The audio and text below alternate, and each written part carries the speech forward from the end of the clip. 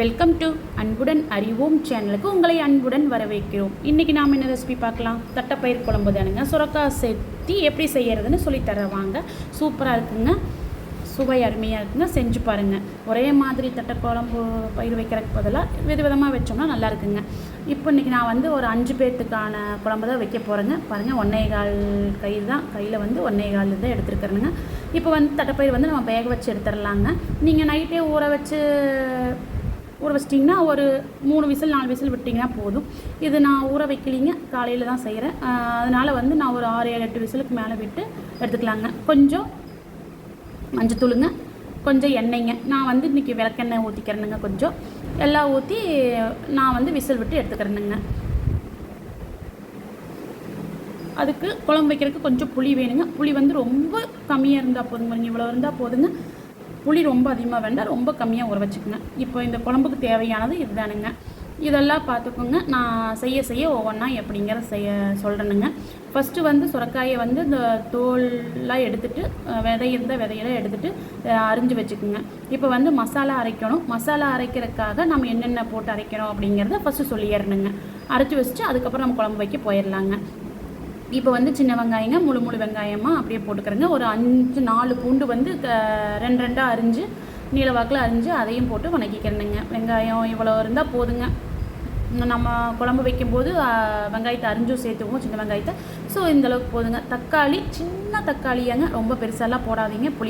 ஏன்னா புளியும் மூத்துறோம், அதனால் வேணாம். ரொம்ப சின்ன தக்காளியாக ஒரு தக்காளியை போட்டுக்கலாங்க. இப்போ எல்லாம் நல்லா வதக்கி விட்டுட்டு இது கூட கொஞ்சம் சீரகங்க, கொஞ்சம் மிளகுங்க எல்லாம் போட்டு இப்போ தொலாவி விட்டுறலாங்க. கொஞ்சம் ஒரு கைப்பிடி அளவு தேங்காய்ங்க. வெங்காயம் பூண்டெல்லாம் நல்லா வதங்கி வந்ததுக்கப்புறம், தக்காளி எல்லாமே நல்லா வதங்கி வந்ததுக்கப்புறம் கடைசி ஸ்டேஜுக்கு கொஞ்சம் முன்னாடி ஒரு கைப்பிடி தேங்காயை போட்டு ஒரு நல்லா தொலாவி விட்டுட்டுங்க. ஒரு ஃபியூ மினிட்ஸ் தொலாவி விட்டு இப்போ வந்து நம்ம குழம்பு மிளகுடி போடுறோங்க. வீட்டில் அரைச்சி வச்சுக்க குழம்பு மிளகுடி தானுங்க. அதை வந்து உங்கள் காரத்துக்கு எப்போ எவ்வளோ போடணுமோ போட்டுக்கலாம். நான் வந்து ஒரு டேபிள் ஸ்பூன் போடுறேங்க. போட்டு இப்போ அதை வணக்கி விட்டு ஃபியூ மினிட்ஸ் இறக்கி வச்சிடலாங்க. அது ஆறுனதுக்கப்புறம் அரைச்சிடலாங்க. இப்போ நம்ம குழம்பு வைக்க தயாராகிடலாங்களா? தட்டைப்பயிரும் உங்கள் விசில் வந்து ரெடி ஆகிடுச்சுங்க. நம்ம மசாலாவும் மாறினதுக்கப்புறம் அரைச்சிடலாங்க. இப்போ நம்ம குழம்பு வைக்க தயாராகிடலாங்க. அதுக்கு ஃபஸ்ட்டு வானலை வச்சாச்சுங்க. எண்ணெய் ஊற்றியாச்சுங்க. கடலை எண்ணெய் தான் யூஸ் பண்ணிக்க. கடுகு, கடலைப்பருப்பு, உளுந்தம்பருப்பு எல்லாம் போட்டு தாளிச்சாச்சுங்க. கொஞ்சம் கருவேப்பிலைங்க, அதையும் போட்டு தாளிச்சாச்சுங்க. இப்போ சின்ன வெங்காயம் பொடியாக அரிஞ்சு அதையும் போட்டுக்கலாங்க. இது கூடயே ஒரு 4 பூண்டு வந்து தட்டி போட்டுக்கிறேனுங்க. அரைக்காமல் பூண்டை மட்டும் தட்டி போட்டுக்கலாங்க. இது நல்லா வதங்கி வரட்டுங்க. இது கொஞ்சம் வெங்காயம்லாம் வதங்கினதுக்கப்புறம் இப்போ நம்ம சுரக்காயை வந்து சேர்த்திக்கலாங்க.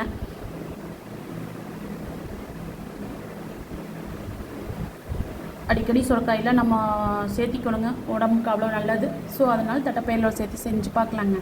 இப்போ கொஞ்சம் மஞ்சத்தூளுங்க, லைட்டாக மட்டும் மஞ்சத்தூள் போட்டுக்குங்க. கொஞ்சம் பெருங்காயத்தூளுங்க. இதை போட்டு நல்லா தொலாவி விட்டுடலாங்க.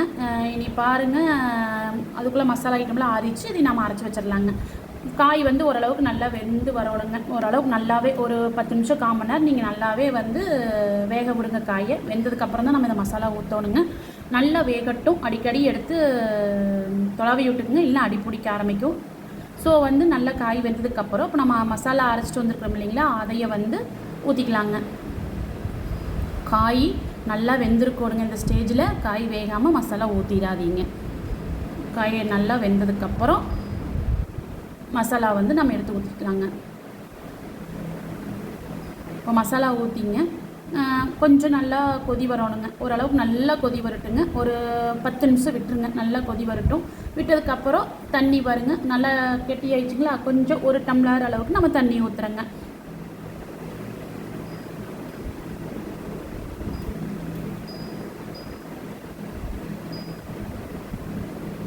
இப்போ அடுத்தது வந்து நம்ம புளி கரைச்சி வச்சுருக்கோம் இல்லைங்களா, அதை வந்து நம்ம கரைச்சி ஊற்றிக்கலாங்க.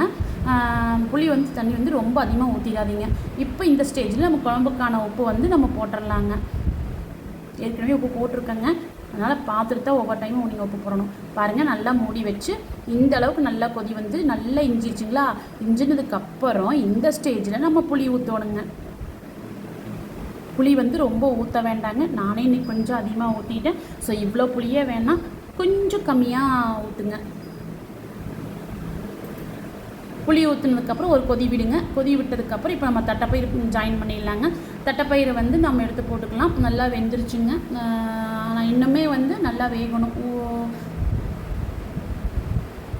தட்டைப்பயிறு வந்து எந்தளவுக்கு உங்களுக்கு விசில் விட்டால் எப்படி வேக வைக்கணும் உங்களுக்கு தெரியும் இல்லைங்களா? அந்தளவுக்கு வந்து வேக வச்சு இது பண்ணிக்கலாங்க. இப்போ வந்து அதில் இருக்கிற தண்ணி வந்து அளவாக தான் ஊற்றிருப்போம், ரொம்பலாம் ஊற்ற வேண்டாங்க. இப்போ அதில் இருக்கிற தண்ணியும் நம்ம இது கூட ஜாயின் பண்ணிக்கலாங்க.